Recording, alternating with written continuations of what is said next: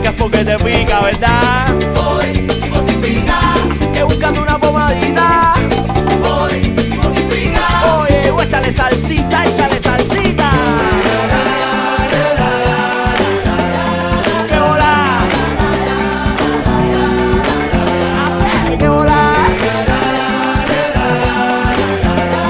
¡Qué hola!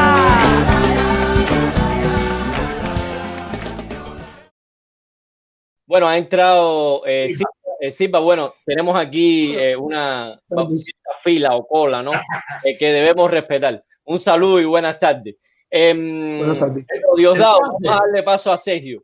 Vamos a darle Sergio. José, no te me vayas ni. No, bueno, yo que quiero voy a terminar con el Papa, que es el mayor. Vamos a darle un poco vamos a tener tiempo, vamos bien. Sí, Sergio. Ernesto. Buenas tardes, disculpa tanta espera, vale, pero creo que lo hacía. Te estaban preguntando. Sí. No te preocupes. Yo, de hecho, voy a dejar como con José, ¿qué tal? Nos vemos por aquí, si estamos ahí tú y yo. Qué bueno es esto, ¿no? De poder contar con la presencia de ustedes. Diosdado, yo te vi a ti en el chat, te vi a ti en el chat también bastante activo. Mira, te estaban preguntando desde el chat que si eras el hijo de la viuda. Bueno, no vamos a hablar de eso, no vamos a hablar de eso. Mis hermanos me conocen. Sí, yo punto. No soy masón, pero soy un gran admirador de la masonería, de los caballeros de la luz, de los ofelos, de los Rosacruz. Fui caballero de la luz en Cuba también. Los he estudiado un poquito, siempre quise hacerlo, pero nunca me estuve dispuesto a sacrificar mi tiempo para eso. Quería comentar una cosa que dijiste sobre la seguridad del Estado. Tú, evidentemente, a ver, para que la gente no lo vaya a malinterpretar, probablemente sí, la masonería ha estado grandemente penetrada en Cuba, pero incluso dentro de sus preceptos la masonería no prohíbe a ningún agente de la seguridad del Estado que pertenezca a una logia masónica. Sencillamente, si cumple con los requisitos, puede hacerlo. Que es verdad que muy rara vez algún integrante de ese gobierno o de esas instituciones represoras puede ser buen hijo, buen padre o buen hermano. Entonces, dicho esto, una acotación ahí que te haré al respecto y ese tema, ¿no? Pero bueno, que no es el tema central, pero sí. Vale. Sí. Yo los he estudiado, de hecho he estudiado mucho sobre ritos que incluso y cada día en internet es más difícil ocultar las cosas que había yo leído de Cuba, cosas de las herencias que eran las herencias de los caballeros del temple, incluso dentro de sus ritos de iniciación y tal. ¿Sabes? Lo de la espada, bla, bla, bla. En fin, tampoco, como no me pertenezco, pudiera decirlo, pero prefiero mantener el respeto. Entonces, sí, también pasé por el tema yo, en mi experiencia particular, no vi la iglesia, los movimientos de la iglesia tradicional cubana, sí participé de la iglesia moderna. Yo me rebauticé, yo tengo una anécdota muy curiosa porque yo me inicié en la religión yoruba, estaba de Illao y me enamoro de una chica que era católica, muy católica. Y empiezo a ir. Eso parece como una novela, ¿eh? Eso me parece como una novela, ¿no? Empiezo a ir a una iglesia, qué bueno, a la iglesia de la Inmaculada, la que está justo al lado la iglesia de la Almejera. Sí. Y ahí empiezo a participar también de las actividades católicas. Ahí conozco a Cáritas, me hice voluntario de la Edad de Oro. Mira qué bien. La Edad de Oro, sí, la que está en la Edad de Oro es la escuela esta, es como no sé cómo decirle, una caridad que tiene, es una institución donde van los niños retrasados mentales en Cuba, donde los cuidan, que es como una beca. No sé cómo se llama eso ahora, me he perdido el nombre, pero que es medio atendida por las hijas de la caridad. Nosotros íbamos los fines de semana a ayudarlos con el baño. Con una presencia en Cuba importante, ¿no? Y como decía José, desde el silencio, desde el martirio muchas veces.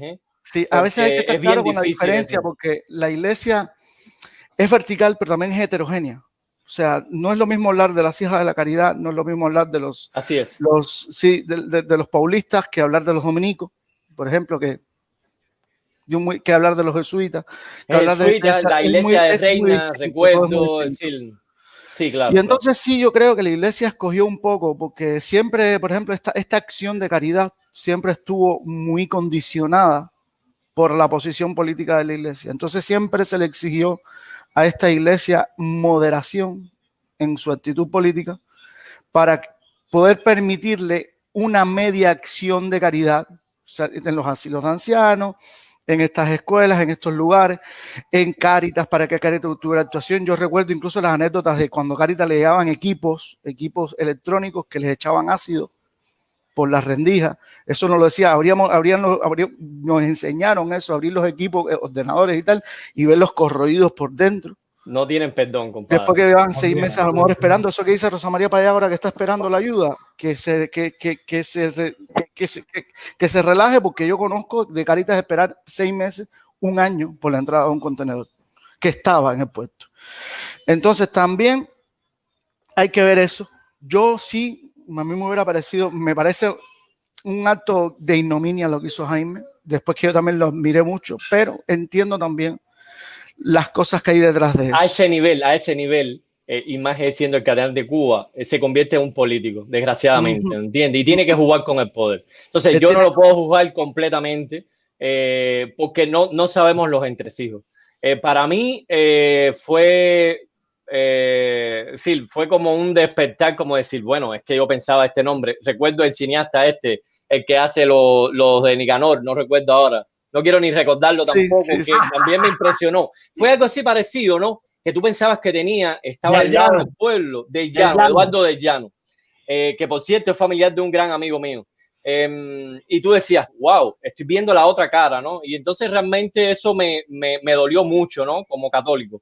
Pero bueno, yo incluso yo creo que es importante, esto que tú has dicho es muy importante, sí, lidiar con el poder y poder. Por ejemplo, yo recuerdo que había un problema con el seminario, querían tener otro seminario y de alguna forma hubo negociaciones ahí que tuvo que hacer concesiones, ¿no? Se quiso hacer un seminario por el gobierno. Sí, voy contigo. Déjame terminar una cosita antes de que me corte la palabra, Ernesto. Mira, solo quería decir que como mismo pasaban esas cosas, o había mucha gente preocupada en la iglesia por hacer acciones en contra de la dictadura, aunque a veces tibia. Yo conocí a Osvaldo García Payá en una conferencia que dio en la iglesia de la Inmaculada, donde tuvimos que ir a la misa, quedarnos en la iglesia sin salir de la misa, que él viniera, esperar un par de horas a que se fuera, para que entonces saliéramos nosotros poco a poco, para que no nos marcaran a los jóvenes que fuimos a esa... Osvaldo Payá para mí, cuando el proyecto Varela, era un evangelio vivo, lo mismo que es para mí esta figura de Dagoberto Valdés. De hecho, en su momento eran las figuras dentro de la sociedad civil que venían con un background de católico, laico, y que daban un impulso realmente a esa sociedad civil que un poco había sido como atea, ¿no? Debido a todo este proceso de ideologización que hubo en la sociedad cubana, que obviamente la religión para toda sociedad totalitaria es un enemigo para mí. Es un enemigo porque es para mí una forma muy distinta que pensar, sobre todo cuando hay un totalitarismo desde la izquierda, que es muy materialista. Entonces, quédense conmigo, por favor. Necesito acompañamiento, iremos entrando. Bueno, Sergio, muchísimas gracias por entrar. Y bueno, te seguiremos viendo por aquí. Muchas gracias por entrar. Entonces, démosle paso así. Oye, entra Darwin para que le des unos 90 segundos. ¿Vale? Ahí desde la piscina.